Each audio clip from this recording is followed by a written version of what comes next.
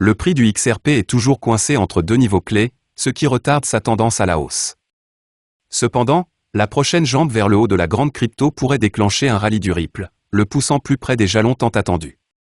Le XRP sera-t-il capable de dépasser son précédent sommet? Va-t-il monter en flèche en 2022? Que pensent les élites du XRP? Ne manquez pas de rester à l'écoute jusqu'à la fin pour le découvrir. 3 transactions XRP totalisant 512,1 millions de XRP ont été identifiées par le bot de suivi des crypto-monnaies WallAlert. Elles ont été effectuées par le mastodonte de la fintech Ripple et des portefeuilles étiquetés comme inconnus par WallAlert. Selon les tweets publiés par le robot de suivi des crypto-monnaies mentionné ci-dessus, 3 gros morceaux de XRP ont été échangés au cours des dernières 24 heures. Le mastodonte Ripple a transféré 50 millions de XRP vers son portefeuille de réserve RL18VN, qui est fréquemment utilisé pour envoyer des cryptos en dehors de la société, à des œuvres de charité, des échanges et des institutions financières. Les 2 autres jetons affiliés à Ripple comprenaient 226 millions et 235 millions de XRP, évalués respectivement à 163 millions et 170 millions de dollars. La valeur totale du montant XRP déplacé est d'environ 370 millions de dollars. Les expéditeurs et les destinataires de ces 2 montants en XRP ont été classés dans la catégorie des adresses inconnues par WallAlert, mais le portail de données Bitump axé sur les XRP démontre que l'expéditeur et le destinataire dans les 2 cas étaient la bourse cryptographique Ufold, qui a transféré les fonds en interne. En outre, il y a l'affaire Ripple contre SEC et la date à laquelle nous pouvons nous attendre à ce qu'elle soit résolue. L'affaire est en cours depuis plus d'1 an et demi. Jusqu'à présent, la communauté XRP a été frustrée parce qu'il n'y a pas de fin claire en vue. À moins, bien sûr, qu'un règlement ne sorte de nulle part. Alors, pendant que nous y sommes, regardons ce que James Filan a dit sur Twitter. Il a souligné les différentes échéances pour les motions en cours et les décisions que les juges Nedburn et Torres doivent prendre. Nous avons également quelques détails sur la procédure d'appel et les motions de jugement sommaire, ainsi qu'une estimation du temps qu'elles prendront. À la fin de tout cela, nous aurons une meilleure idée de la durée de ce procès avant de voir un règlement. Le procès SEC contre Ripple a quelques couches qui doivent être découvertes.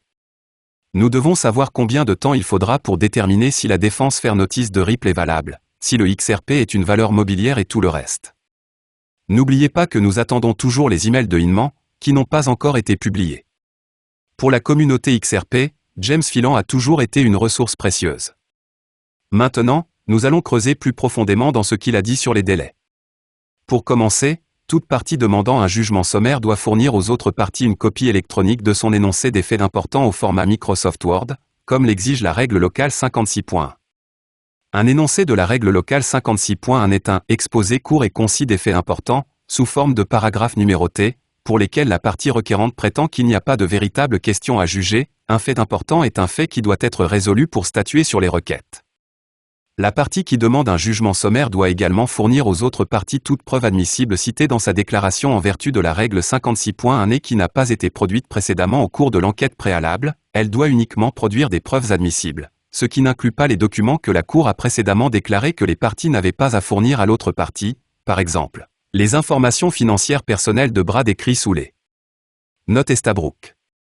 La partie qui s'oppose à la motion de jugement sommaire doit ensuite copier chaque entrée de la déclaration de la règle 56.1 de la partie requérante et écrire sa réponse directement en dessous. Après cela, la partie qui demande un jugement sommaire doit envoyer par courriel au juge Torres une lettre de prémotion expliquant les fondements de sa demande anticipée de jugement sommaire et joignant la réponse de la partie adverse à la déclaration selon la règle 56.1, qui doit être déposée sur le registre pour que nous puissions la consulter, qui montrera si et sur quel fait matériel les parties sont d'accord. La partie qui s'oppose au jugement sommaire doit ensuite envoyer un courriel au juge Torres et déposer une lettre sur le registre expliquant pourquoi elle s'oppose à la motion.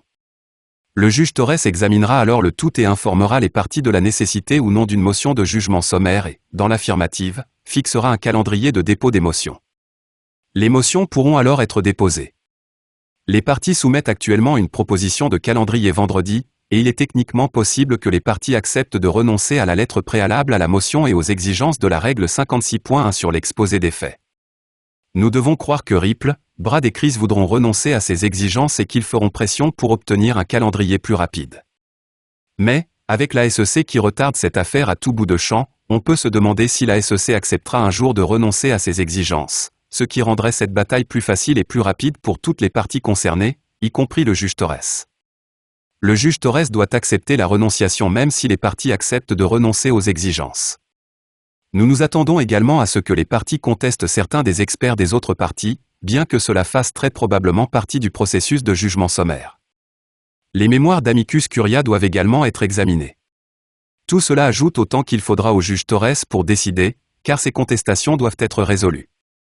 Cela ne va pas être facile, et cela prendra plus de temps que nous le souhaitons. Lorsque le calendrier des briefings sera publié, nous ne voulons pas que vous soyez déçus. Nous ne pensons pas qu'un calendrier incluant des briefings à partir de juin sera publié.